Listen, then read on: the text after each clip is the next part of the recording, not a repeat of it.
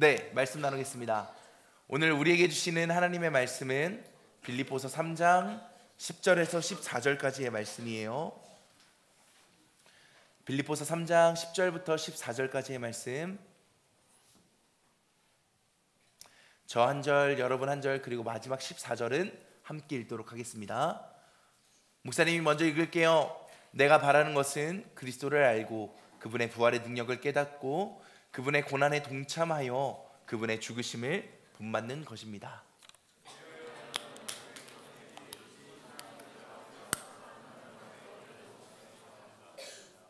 나는 이것을 이미 얻은 것도 아니며 이미 목표점에 다다른 것도 아닙니다. 그리스도 예수께서 나를 사로잡으셨으므로 나는 그것을 붙들려고 쫓아가고 있습니다.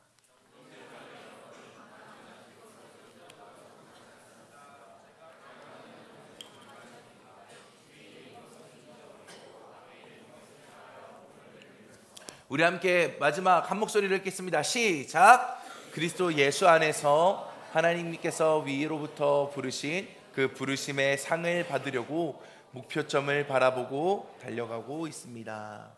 아멘. 기독교가 가지고 있는 두 가지 역설이 있어요. 역설이 뭐죠, 여러분? 역설. 그러니까 뭐냐고, 역설이. 역은 당연히 반대라는 건 그거는 다 말할 수 있지만, 역설이 뭐죠, 여러분? 이동차는 날씬하다. 이해했어요?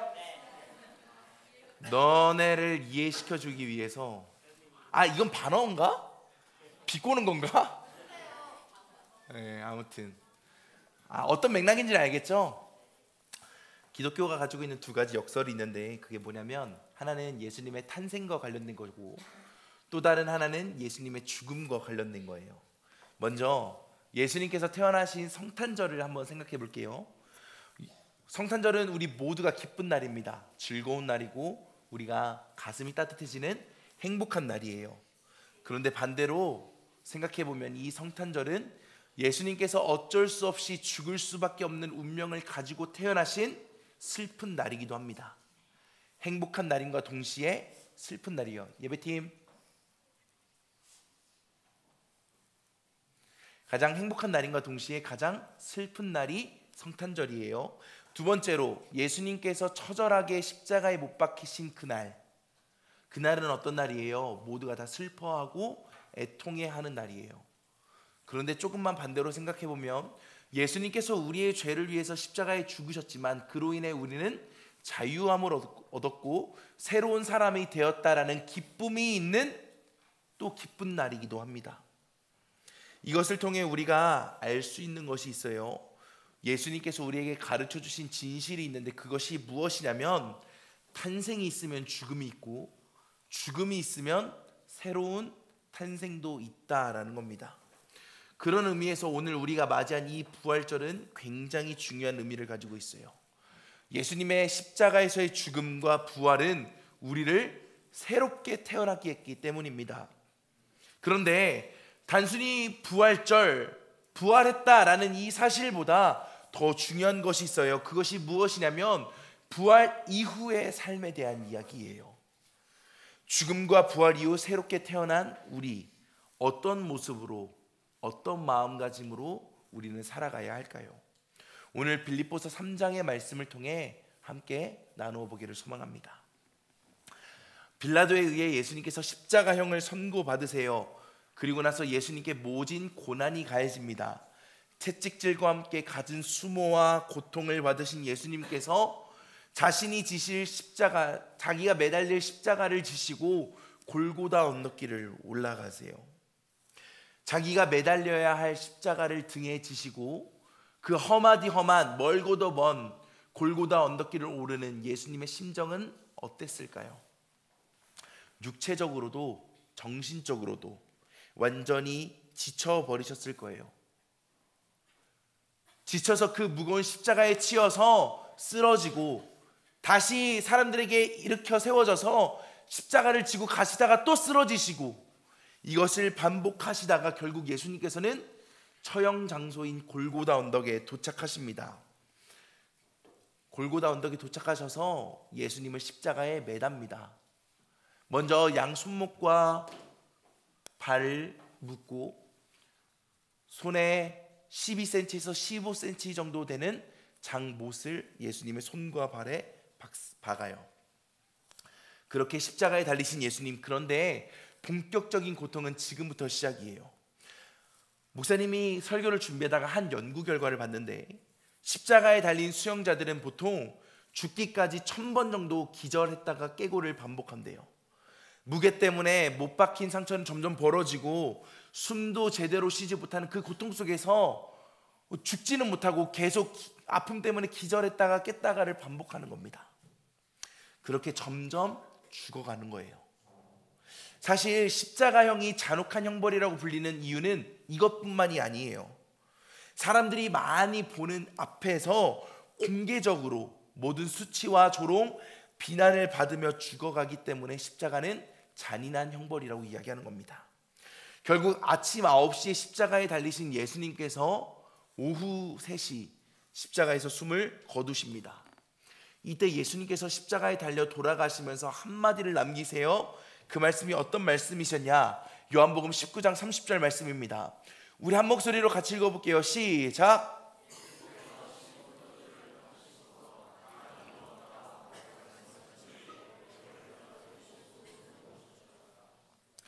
예수님의 이 십자가에서의 죽음은 인류의 구원을 이루시는 사건이었습니다. 그리고 예수님의 이 십자가 죽음은 단순히 죽음이 끝이 아니라 장사된 지 3일 만에 다시 살아나심으로, 부활로 인해서 이 땅을, 온 인류를 구원하시는 그 하나님의 사명을 완전히 이루셨습니다. 십자가에서의 죽음이 끝이 아니라 새로운 시작이라는 것을 예수님께서 보여주신 거예요. 그렇게 우리는 새로운 삶을 허락받았어요. 그런데 여기서 한 가지 문제가 생깁니다. 새로운 삶을 시작할 수 있게 되었는데 여전히 우리에게 놓여져 있는 현실은 힘든 거예요. 이전과는 전혀 다를 게 없는 겁니다. 여전히 해결되지 않은 상황들과 나아지지 않는 현실, 넘어서기에는 여전히 높은 장애물과 문제들이 우리의 눈앞에 놓여져 있다라는 겁니다. 그래서 우리의 마음에 이런 마음이 들 때가 있어요. 부활? 그래서 뭐 어쩌라고? 부활? 근데 뭐 여전히 내 현실은, 내 문제는, 내 아픔은 아무것도 해결되지 않았는데 부활이 나에게 무슨 의미가 있어? 라고 우리는 생각할지도 모르겠어요. 오늘 본문이 되는 빌립보서의 이야기도 마찬가지예요. 예수님의 부활 이후 새로운 삶이 시작되었다라는 것을 이 빌립보에 있는 교인들은 모두가 다 알았어요. 그런데 이 빌립보 교인들에게는 여전히 해결되지 않은 숙제들이 있었어요. 그것이 무엇이냐면, 이 빌립보라는 도시는 그렇게 유복한 도시가 아니었어요. 유복하지 않은 자신의 현실의 문제 때문에 고통을 당하고 있는데, 거기에 추가적으로 이들의 완전히 신앙을 흔드는 한 가지 문제가 더 발생한 거예요. 그게 무엇이냐면 바로 이단들이 들어오게 되는 거예요. 바울은요, 이 빌립보 교인들에게 무엇라고 가르쳤냐면요, 예수님의 십자가로 인해서 우리는 이전의 율법을 통해서 얻을 수 있다라고 생각했던 구원이 아니라 예수님을 믿기만 한다면 우리 모두는 다 구원받을 수 있어 라고 바울은 가르쳤어요. 그런데 빌립보에 침투한 이 유대교 이단들이 무엇라고 이야기하냐면, 아니야, 할례나 율법을 지키는 그런 행동들을 통해서 우리는 구원을 받을 수 있어 라고 빌립보 교인들에게 가르치기 시작한 거예요. 그러니까 빌립보 교인들의 마음이 흔들려요. 흔들리는 거예요. 지금 내 현실은 나아지지 않는데, 여전히 예수님의 부활하셨다는 건 들었는데 여전히 내 현실은 나아지지 않아서 가뜩이나 마음이 괴로운데, 거기에 더해서 나의 신앙까지 흔드는 그런 요소들까지 더해지니까 빌립보 교인들의 마음이 계속해서 힘들어지는 거예요. 혼란이 찾아오고 신앙을 포기하고 싶은 상황까지 놓여지는 겁니다. 그때 바울이 어떻게 이야기하냐? 바울은 스스로를 먼저 소개합니다.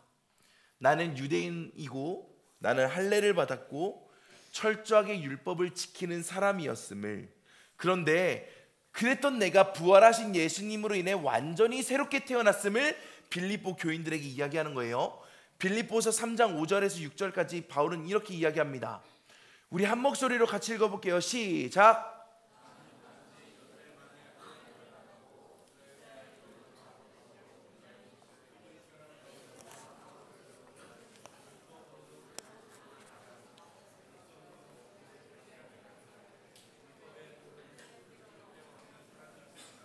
한 번만 잠깐 띄워놔 주시겠어요?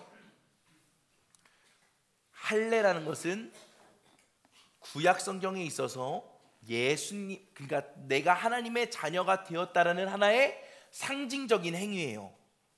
그리고 베냐민 지파, 히브리 사람, 바리새파 사람, 그리고 열심도 있게 교회를 박해했던 사람, 그리고 율법으로는 흠 잡힐 데가 없었던 사람, 모두가 다 무엇을 의미해요? 나 이만큼 뛰어났던 사람이야. 나 유대인이었고, 나 지식인이었고, 나 사람들에게 인정받는 사람이었고, 나 리더였어. 그런데 그랬던 내가 나의 모습을 봐. 지금 완전히 바뀌었잖아. 왜? 부활하신 예수님을 만났기 때문이야 라고 사도 바울이 이야기하는 겁니다. 예수님을 만나기 전 사도 바울은 우리가 흔히 말해서 엄친아라고 볼 수 있어요. 자기 유대인의 지도자로서 손색 없는 인물이었고, 사람들이 우러러보는 리더이자 앞으로가 기대되는 사람이 바로 사도 바울이라는 사람이었습니다. 그런데 그가 다메섹으로 향하는 중에 부활하신 예수님을 만나게 돼요. 그리고 완전히 다른 삶을 살아가게 됩니다. 그동안 사람들에게 받았던 인정들, 자기가 가지고 있었던 재물들, 권력들을 다 잃어버리게 되고 유대인들에게 박해를 받는 사람이 되어, 그럼에도 불구하고 바울은 이전의 자신의 모습과 지금의 자신의 모습을 보면서 이전을 후회하거나 그리워하지 않습니다. 왜요? 예수 그리스도 이외의 다른 것들이 다 배설물이라고 여겨지기 때문이에요. 예수 그리스도를 아는 것이 그만큼 중요하기 때문이다 라고 이야기하는 겁니다. 어떻게 그럴 수 있었을까? 사도 바울은 예수님 한 분만으로 충분했기 때문이에요. 빌립보서 3장 10절 말씀 볼게요. 우리 한 목소리로 같이 읽겠습니다. 시작.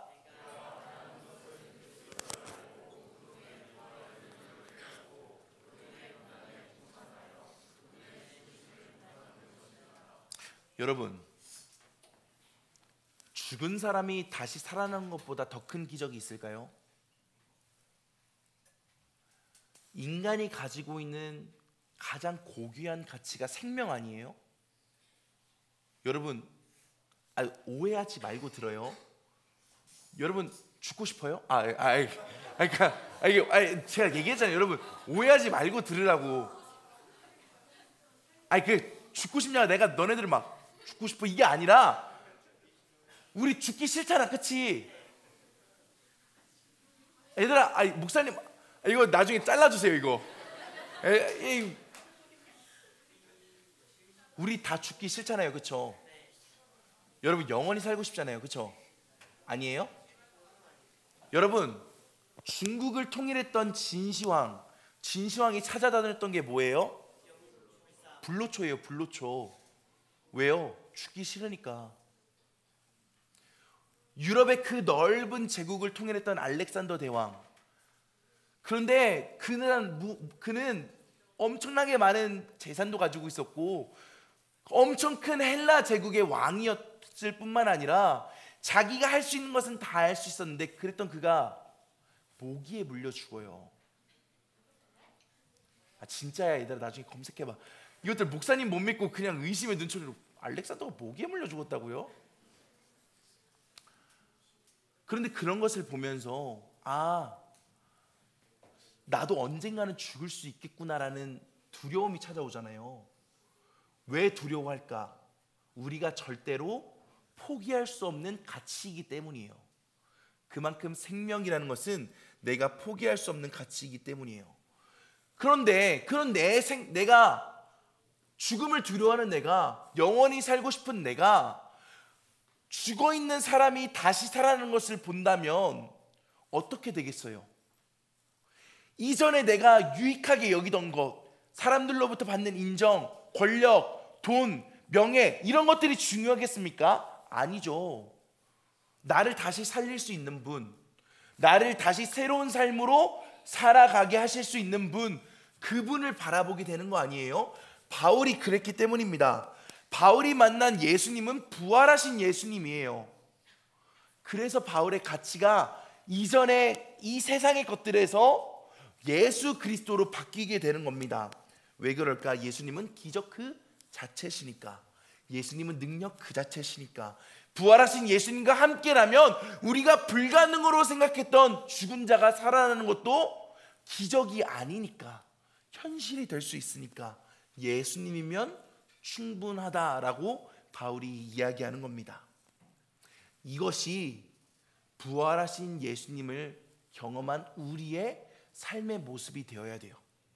현실은 어렵지만, 상황은 힘들지만 예수님을 붙드는 것, 그래서 사도 바울은 이렇게 우리에게 권면해요. 빌립보서 3장 13절부터 14절이에요. 길지만 한 목소리로 읽어보겠습니다. 시작.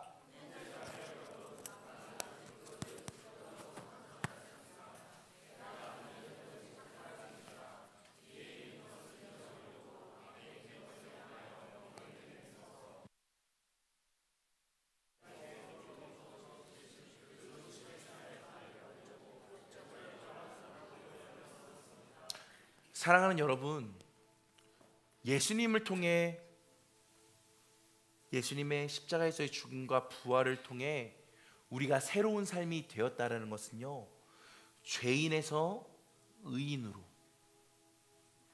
창기에서 하나님의 자녀로, 고아에서 다시 우리가 하나님의 자녀가 되고 더 나아가서 하나님의 신부가 될 수 있다라는 것을 의미합니다. 다시 말해 우리의 존재가 완전히 변화되었다라는 것을 말해요. 그리고 더 나아가서 죄로 인해서 하나님 나라에 들어갈 수 없었던 우리에게 하나님 나라의 시민권이 허락된 겁니다. 그렇다면 우리는 어떤 삶을 살아가야 할까요? 그 하나님 나라의 신분권에 맞는, 그 시민권에 합당한 삶을 살아가야 합니다. 봄이 오면 봄에 맞는 옷을 입어야 해요. 학교에 갈 때는 우리가 교복을 입어야 해요. 이것과 마찬가지입니다. 우리의 신분과 우리의 상황에 맞는 옷을 입고 살아가야 해요. 깨끗하게 몸을 씻고 나왔는데, 집에 들어가서 깨끗하게 몸을 씻고 샤워를 하고 나왔는데 이전에 입었던 옷을 입으면 안 되잖아요. 또다시 내가 더러워지는 거잖아요. 내가 깨끗하게 되었으면, 내가 새롭게 되었으면 그에 맞는 새로운 옷을 입어야 하는 겁니다. 사랑하는 여러분, 부활하신 예수님을 통해서 여러분들은 이제 하나님의 자녀가 되었어요. 고아와 같은 우리가 하나님의 자녀가 되었고,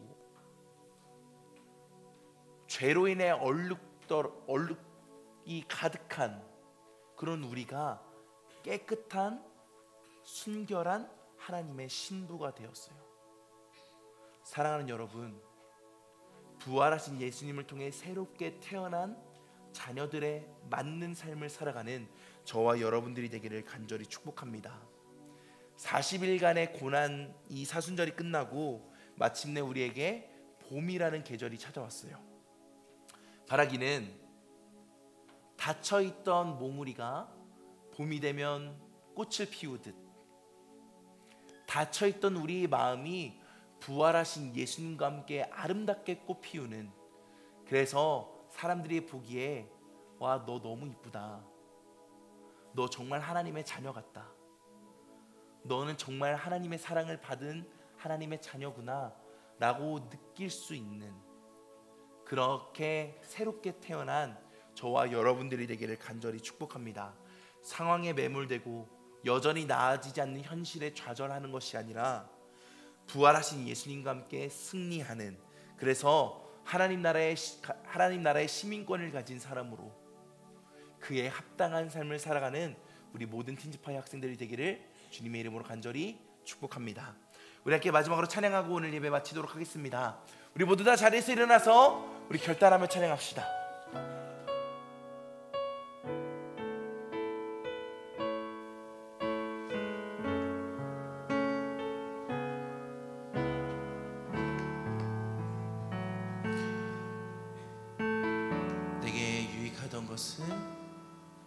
내게 유익하던 것은 다해로 여기네. 구주를 위하여 모두 다 버리네. 모든 것을 잃어버려도 나깝지 않음을 예수를 가장 고상함이 육체를 신뢰하지 않고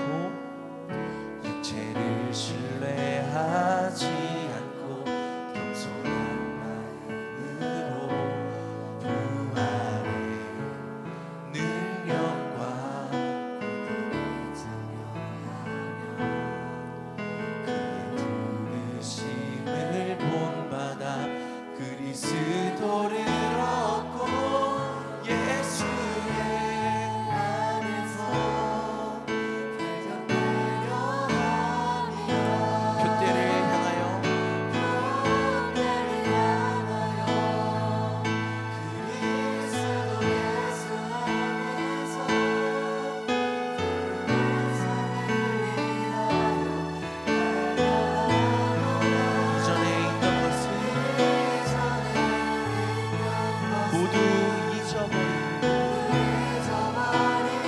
앞에 계신 그리스도께로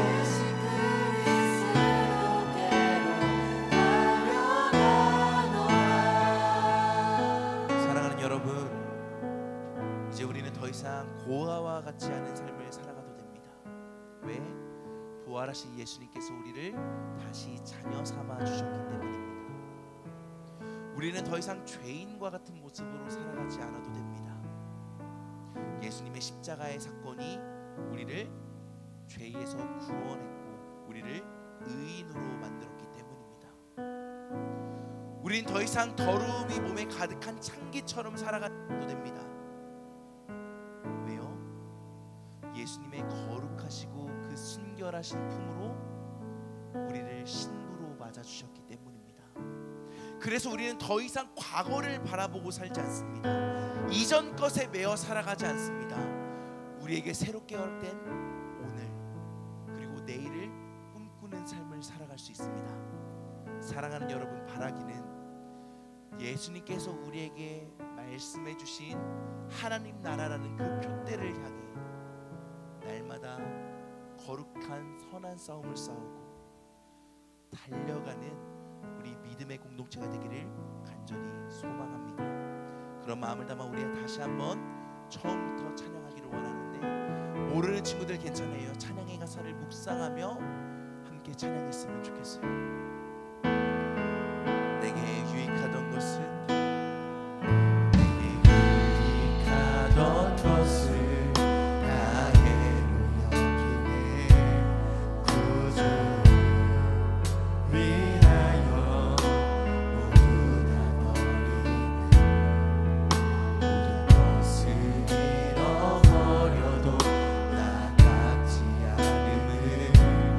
예수를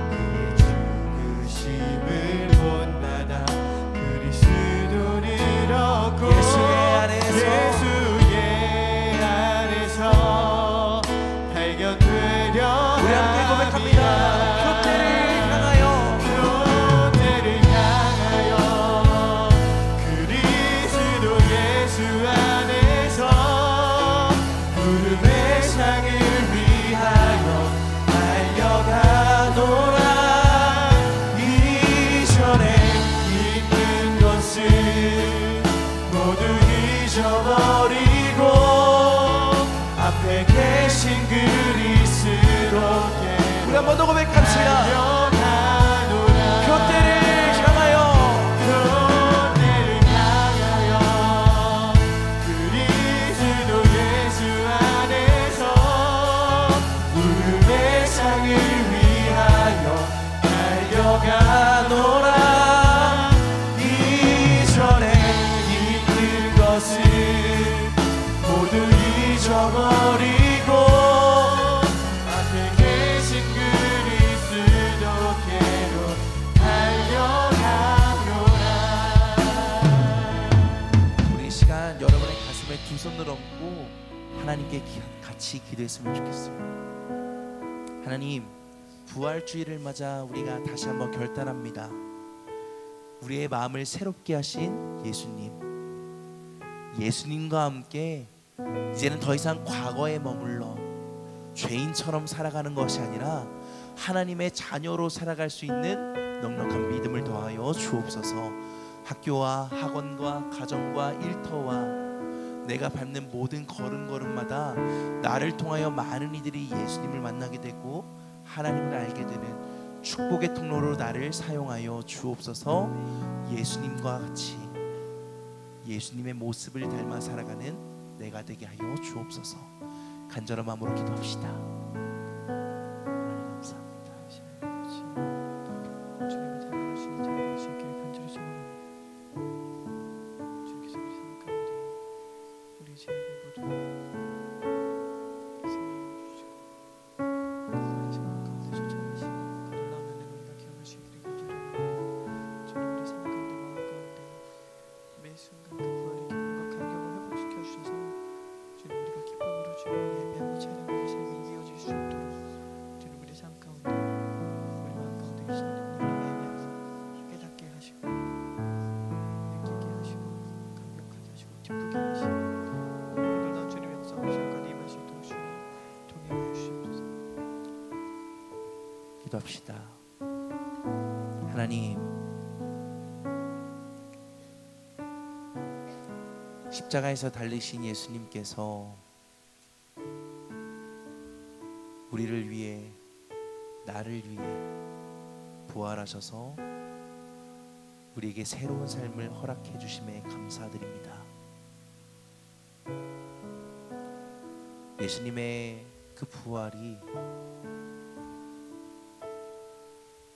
오늘을 살아가는 나에게 모든 상황과 문제를 이겨낼 수 있는 힘이 되게 하시고,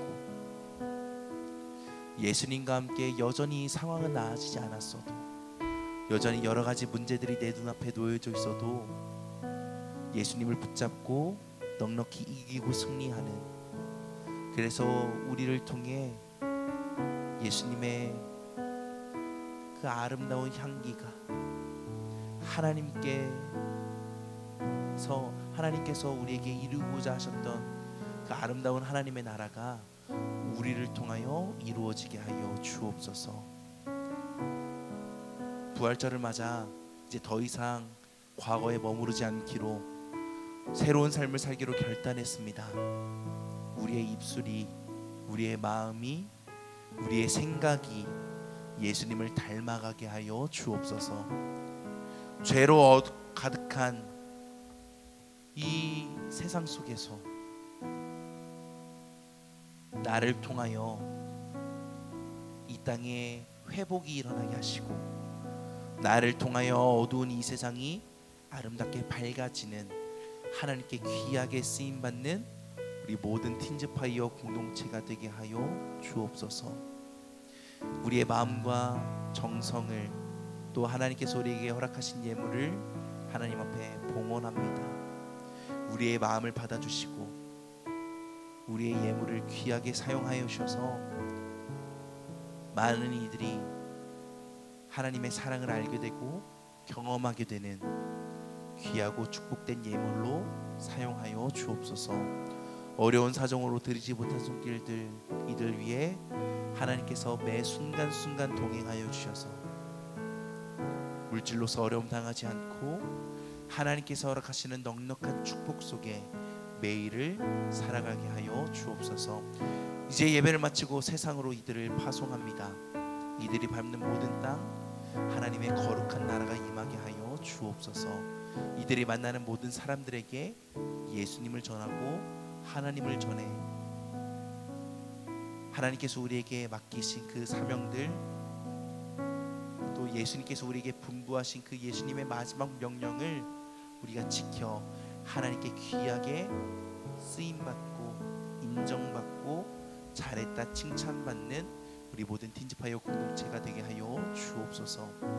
이제는 우리 구주 예수 그리스도의 은혜와 아버지 하나님의 사랑하심과 성령님의 감화감도 동행하심이 부활절을 맞아 다시 한번 우리의 마음을 새롭게 하기로 결단하고 돌아가는 사랑하는 모든 학생들과 교사들 머리 위에 이들의 가정과 학업과 일터와 걸어가는 모든 걸음걸음 위에 이제로부터 영원토록 함께 하시기를 간절히 축원하옵나이다.